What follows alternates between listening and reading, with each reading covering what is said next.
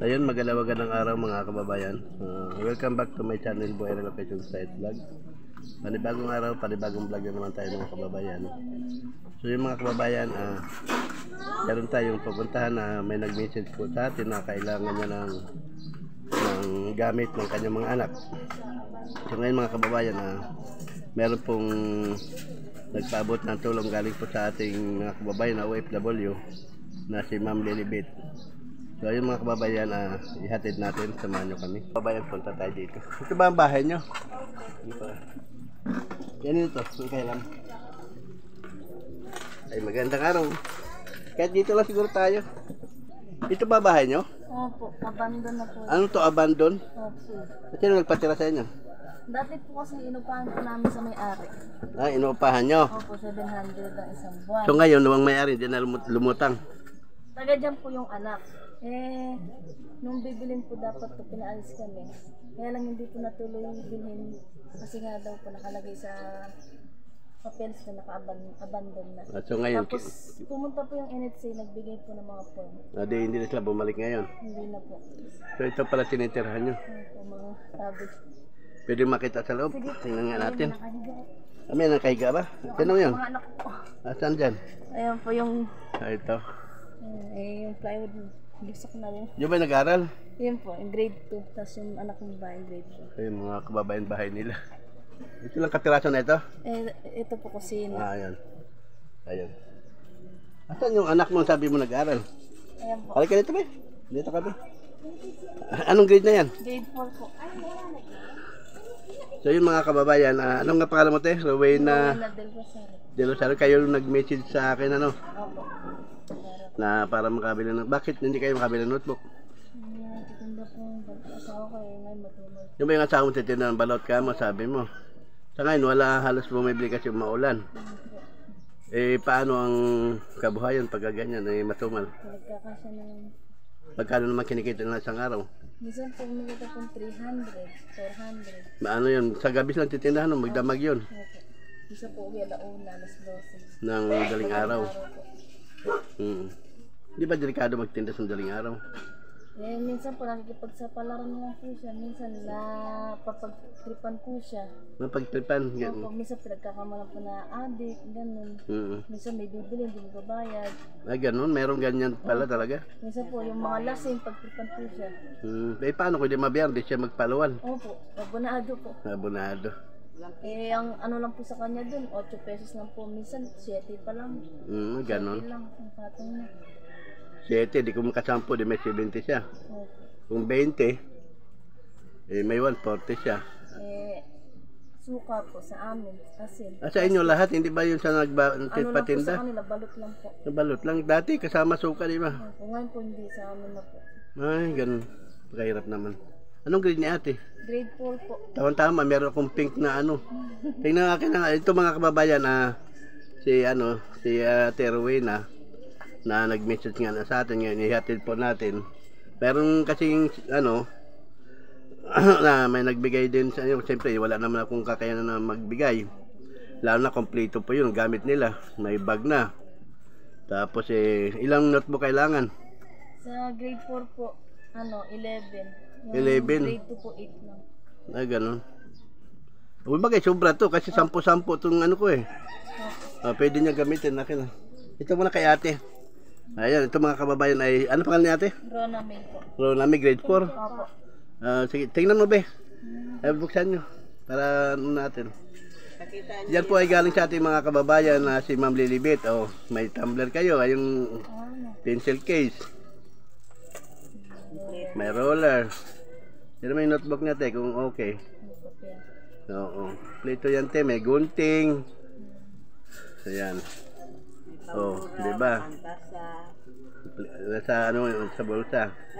Nilagay mo ba lapis yan? Oo, meron yan lahat. Crayola. Pantasa. Yan. Lapis, ballpen. Kasi grade 4 may ballpen po yan, Ayan, Ballpen. So, ayan, halos kompleto na. Wala ka nang intindihin dyan. Ayan, glue, gunting. Ano ate? Okay na sa'yo yan? Ano sa Ganda naman ng mga bata. Lahat ng nabablog ko na yung mga babae yung gaganda, yung kahapon din ganda rin. Yung namumulot naman ng basura yung kanyang lola. So, ang bag natin, bago po lahat yan. Yan po ay galing sa ating mga kababayan ng mga OFW. Sila po ay nagpaabot ng tulong sa inyo. Yung message nyo po ay pinasa ko lang din sa kanila. Tapos ay pinag-ambag-ambagan nila. Pero ang ano po niyan ay si Ma'am Lilibet. Ang nagbigay po ng tulong, si Kuya Rick, si Ma'am Britis. Yung nasa ano yun, may mga channel din pala sila sa YouTube. Yun, mga ano nila. Saka siyempre yung ano United OFW Charity Group, yun po ang ano, yun po ang tumulong po sa lahat. So ngayon ibibigay ko naman doon sa anak ng lalaki. Ito naman yung sa anak ng lalaki, tulog, di ba? Yung sa matulog. Yung ba yung nagsasummer? Opo, nasama po siya sa Tarabasa. Anong Tarabasa? Summer po, ano po siya ng DepEd. Ganon? Mga hirap pong magbasa pa. Ganon. Tarabasa, ganon. So pinababasa sila pala doon. Opo. Kasama pong nanay. Kasama din kayo? Opo. Kaya po, grabe. Umuwi po kami alas 11, alas 10. Ganon. Buksan mo tayo kung anong ano, yan. Pencil case. Oo, yan. May ano yung lapis. Kasi grade 2 pa lang, puro lapis yun. Ginawa kong 3 ang lapis niyan. Yung notebook niya, tingnan mo tayo kung kasya na yan. Oo. Ay, kasi 8 lang naman yan ay 10. Ibigay mo na kay ate yung 2. Pwede naman yan kahit na maano, no? Importante may masulatan sila. Kami nung araw dahon lang ng saging sinusulatan namin. Ano ate, mag-aral ka ng mabuti ha. Ano average mo be? Nasa ano naman po yung grades niya, nasa 84. Ganon. Grade 4 pa lang naman siya. No? Grade 4 po. Magi-grade 4 siya. Grade 2 siya nakaraan. Opo. Di saan nag-aral? Yan lang din po sa bangkal. Sa bangkal doon din sa ano, sa elementary. Di araw-araw yung nahatid po nyo yan. Opo. Ngayon po yung grade 2 ko pang hapon. Siya po whole day na din po ngayon. Whole day na yung pasok. Sabagay last year din po whole day din po sila. Kasi mga kababayan, medyo malayo na po kasi sila sa school. Ano, malayo na kayo, no? Opo, nilalakad lang po. Oo, malayo na sila sa school. Ngayon lalakarin nila, napakalayo.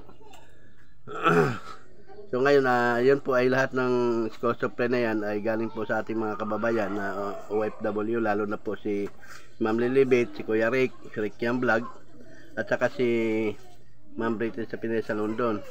At siyempre kasama din po yung OFW, lahat po ng member ng aming samahan ng United OFW Charity Group. So ano masabi niyo sa ating mga sponsor? Salamat po sa lahat po ng sponsor, lalo na po sa United OFW. OFWs. Maraming po salamat, malaking bagay na po. Malaking tulong po sa amin, lalo na po sa mga anak ko. Sana po marami po kayo matulungan. God bless po. Ayun. So ibig sabihin lang, kagabi nagtinda yung asawa niyo? Opo, kahit po nung mga nakaraan mo ulan-ulan. Nakamagkano naman siya? Kagabi po, kumita po siya ng 400. 400 din maganda. Okay naman kahit paano bigas at saka pangulam ano. Sana ganun lagi ano.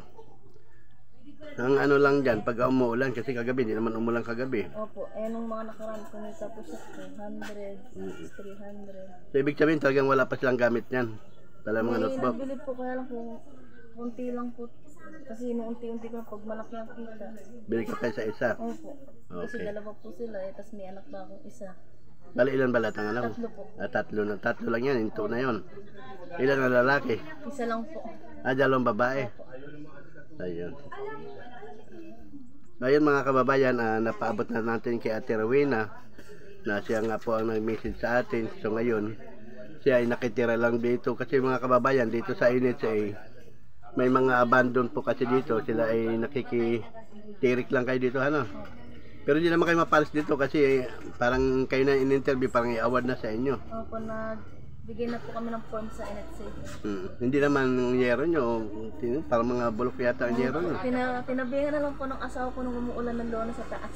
May luna para hindi tumulo. Tumulo po kasi nakaraan. Oo. So okay yun, basta may luna. Hindi naman tagos yun. Kaya lang ang luna pag nasira, bili na naman ulit. Ganun na lang. Plywood po, ano na po yung iba nung pag Hinapakan mo, lumulundo na. Yung yero. Plywood. Plywood? Sahig po. Sahig, bakit? Plywood lang po. Bakit plywood lang sahig nyo? Hindi po sa... Hindi ba sinimento nyo? Hindi Wala pa. pa po. Ang tibay naman na nagpaupa sa inyo, ano? Sa ganito, pinapa. Dati po pinaupas, ano lang po, lote lang. Tapos kami na po gumawa ng ano. Kubo. Opo. Pwede nyo na ituloy yung mga pag naipunan nyo, paggawa nyo na. So ayan mga kababayan, naipahatid na po natin kay ate ang school supply. At maraming salamat po sa inyong lahat, ano. Thank you so much po, kay lalo na po sa United OFW Charity Group. Ayan sila ni Ma'am Lani. Si Lani Wonder Woman po ay may channel din. Si Ma'am Lilibet naman ay ano yon, yung Jesus Christ Love and Care. Ang ano niya, Love and Care Ministry. Yun po yung channel. Ano po yun siya? Pastora. Yun po ang nagbigay sa inyo ng notebook. Lahat ng gamit galing po sa kanya yan. Siyempre si Ma'am Chay. Yan. Si Mami Chacha. Ayun. Shout out po kay Mami Chacha. At saka sa lahat na po ng siyempre si Ma'am Juma. Babatiin ko na lang dyan si Ma'am Josie Reyes Vlog. Yung marami po yan silang sama-sama. Sila Ma'am Joymar, si Sir Marcer. Nasa ano po sila sa Saudi. So karamihan po ay lahat po sila nasa ibang bansa. Bali ako lang po ang tagapagpaabot nila ng tulong dito sa Pilipinas. So kaya maraming salamat po sa lahat-lahat. At siyempre hindi ko na mabanggit lahat ang mga pangalan ng ng mga OFW, pero lubos po ang aming pasasalamat. Ano ate? Pag-aral ka na, buo na yung gamit mo. Masaya ka na. Sige. Salamat po, thank you. Salamat din po. Wala na kayong masabi. Opo. Sana po marami pa siya matulungan na katulong namin nangangailangan. So, thank you po, maraming salamat.